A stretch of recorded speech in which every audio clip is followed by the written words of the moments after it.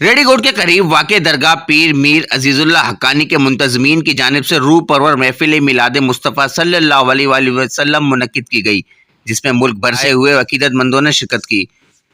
محفل میلاد میں علماء کرام نے دو جہانوں کے سردار حضرت محمد صلی اللہ علیہ وآلہ وسلم کی زندگی اور دین اسلام پر روشنی ڈالی، جبکہ نامور نعت خوانوں نے سریلی آواز میں نعت سنا کر محفل کے شرکاء سے خوب داد وصولی کی۔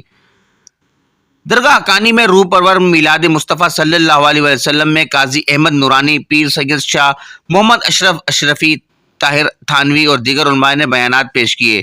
جبکہ ملک بھر کے مشہور نعت خوانوں حافظ محمد رضا نورانی، خرم حبیب، سید اطہر علی راؤ، نبیل حسن قلندری، اسامہ رضی و دیگر نے نعت خوانی کر کے سحر طاری کر دی۔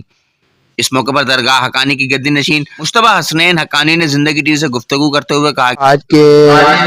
میلاد مصطفیٰ صلی اللہ علیہ وسلم کے صدقے میں اللہ نے جو سا یہ جتنا بھی انتظامات کرائے ہیں، یہ سب ہمارے مریدین اور عقیدت مندوں اور جو پورے پاکستان سے آئے ہوئے جو مرید عقیدت مند ہیں انہوں نے کیے ہیں۔ بقایا انتظامیہ کی طرف سے میلاد مصطفیٰ صلی اللہ علیہ وسلم نے جو صرف انتظامی مواد میں صرف سیکورٹی پروگرام کی گئی ہے، بقایا جتنے بھی انتظامات ہیں لنگر کے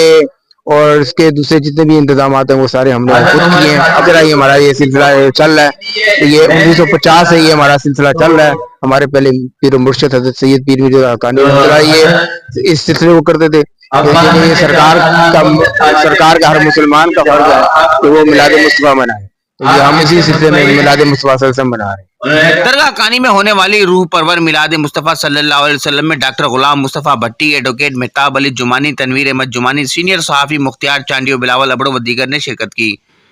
محفل میلاد میں حضور اکرم صلی اللہ علیہ وسلم کی شان میں گارڈ آف آنر دے کر انہیں سلامی پیش کی گئی۔